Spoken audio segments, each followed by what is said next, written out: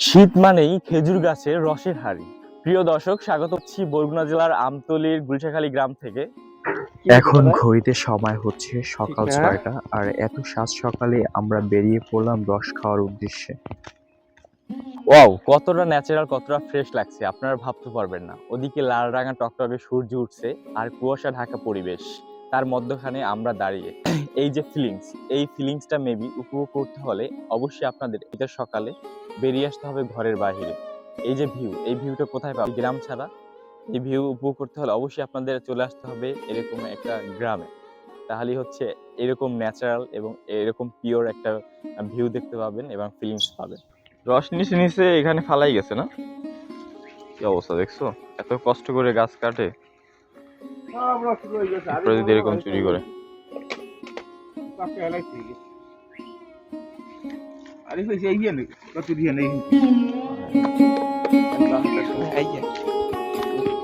খারাপ হয়নি।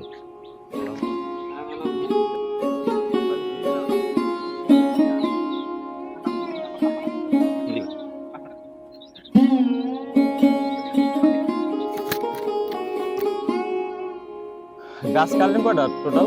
হ্যাঁ, 60টা।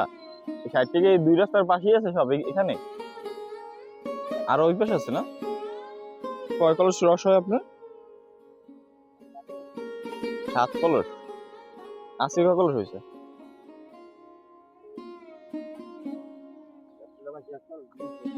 দেখি কতটুকু হয়েছে এটা। এই রাত্রে পারছেন, এই নামাইছেন, এতটুকু হয়েছে। চুরি করে নিয়ে গেছে না? কতটুকু রস হয়েছে দেখেন। চুরি করে মানুষ সব খেয়ে ফেলায়। গাইছি এত কষ্ট করে হচ্ছে গাছিরা গাছ কাটে, কিন্তু সেই কষ্টের তারা হচ্ছে ফল ঠিকঠাক ভাবে তারা পায় না। ঠিক আছে, কেটে যায়, তারপর হচ্ছে আইসা দেখে হচ্ছে মানুষ রস খায় চুরি করে, ঠিক আছে, কিন্তু হচ্ছে বোতলগুলো ফালাই যায়, এখানে সেখানে ফালাই যায়। ঠিক আছে, তাদের কষ্টের যে ন্যায্য যে মূল্য সেটা তারা পায় না। ঠিক আছে, তারা যে গাছ নেক্সট যে কাটবে, কিভাবে কাটবে? কত ছোট গাছ দেখুন, এত ছোট গাছও হাড়ি বসানো হয়েছে, এত ছোট গাছও কাটা হয়েছে, যেখান থেকে রস সংগ্রহ করা হচ্ছে। দেখুন, আমি বসলে একদম আমার হাঁটুর নিচে পড়ে, এত ছোট।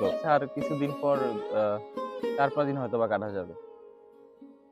এই যে দেখুন, প্রতিদিনই এখান দিয়ে কাটে, তো দুই পাশ থেকে কাটার ফলে হচ্ছে রস বের হয়। সেটা যখন এই পর্যন্ত চলে আসবে তখন শেষ।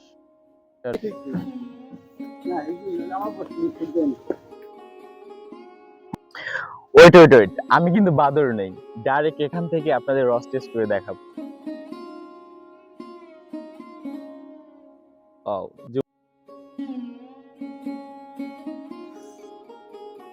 হাতের রসের হাইটা নিয়ে নামে না, বেশি একটা হয় নাই, অল্প একটু হয়েছে। যাতে হয়েছে এত খেতে হবে। ও আজ গাছ দিল অরে রে, যদি পড়ে যায় ইন্দে আমি উজ্জ্বল, কি হবে? আমার ধরবে কেটা? দেখো, আমি রসের হাড়ি নিয়ে নামতেছি। হা হা, তোমাদের কি লোভ হচ্ছে? খাবা গ্রামের পিওর রস। রস খাওয়ার আগে হচ্ছে রসটা সেকে নেই, কারণ এই রসের ভিতরে অনেক পোকা টোকা থাকে, অনেক কিছু পড়ে। এই জন্য সেকে নিলে তাইলে হচ্ছে এটাও একদম ফ্রেশ যেটা ওইটা পাওয়া যাবে।